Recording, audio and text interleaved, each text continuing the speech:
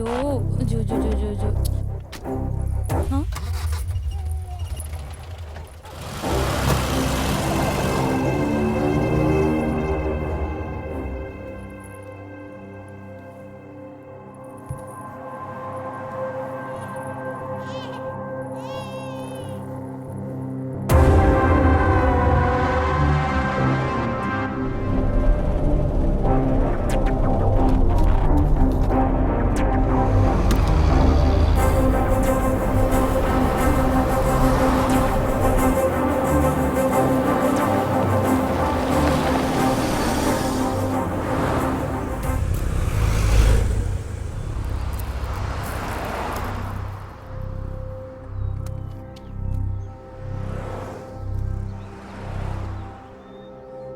నీకు ఇతను తెలుసా?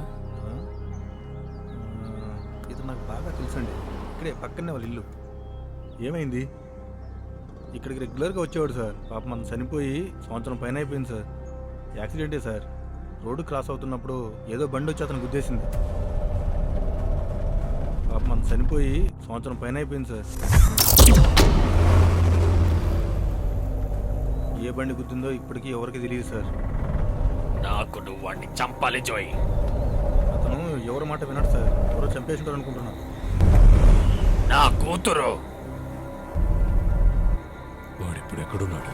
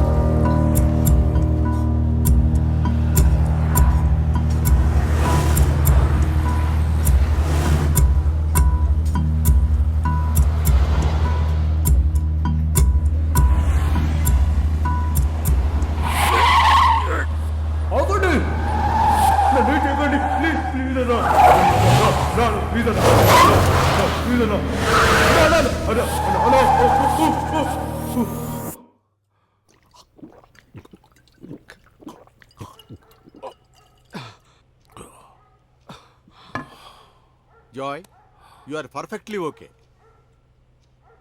సొంత తమ్ముళ్ళ చూసుకున్న యాంటోనీ చనిపోవటం వల్ల చిన్న షాక్. నువ్వు అతని చావుని యాక్సెప్ట్ చేసుకోలేకపోతున్నావు. అది ఒక యాక్సిడెంట్. నిజం చెప్పాలంటే అది నేను కూడా నమ్మలేకపోతున్నాను.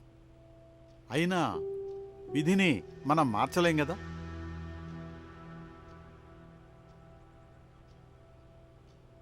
పోయిన సంవత్సరం వాడు నీతో లేడు. అందుకే తను లేడన్న విషయాన్ని నువ్వు జీర్ణించుకోలేకపోతున్నావు. అంతే.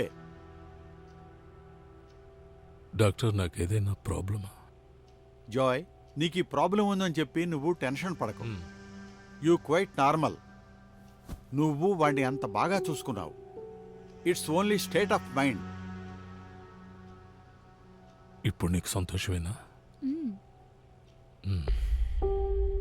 నాకు మనసులో ఎందుకు అదోలా ఉంది డాక్టర్.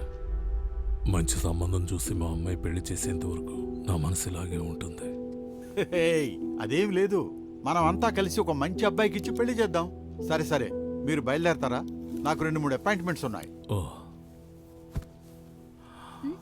తల్లి, కాసేపు బయట ఉండు, నేను మాట్లాడొస్తాను. సరే నాన్న. డాక్టర్, నాకు కాస్త క్యాష్ ఇవ్వగలరా? ఓకే.